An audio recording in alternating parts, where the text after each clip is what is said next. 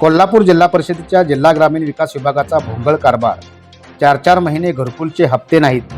कोल्हापूर जिल्हा परिषदेच्या जिल्हा परिषद ग्रामीण विभागामार्फत जिल्ह्यातील विविध घरकुल योजनांचे हप्ते वाटप होते, पण आज तागायत शेकडो लाभार्थ्यांना दुसरा, तिसरा व चौथ्या हप्त्यासाठी मात्र 3 ते 4 महिने वाट पाहावी लागत असून या विभागाचा भोंगळ कारभार समोर येत आहे.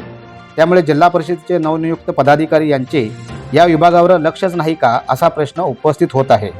कोल्हापूर जिल्ह्यातील विविध घरकुल योजनेअंतर्गत घरकुल मंजूर झालेले अनेक लाभार्थी आहेत, पण शासनाची ऑनलाईन प्रणाली तसेच या विभागाचा ढिसाळ कारभार यामुळे अनेक लाभार्थ्यांचे दुसरा, तिसरा, चौथा हप्ता वेळेवर न मिळाल्याने घरकुल अर्धवट बांधलेल्या अवस्थेत आहे.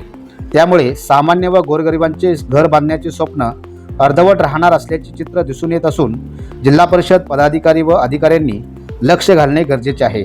लाईव्ह महाराष्ट्र न्यूज चॅनलसाठी कोल्हापूरहून अनिल सुतार.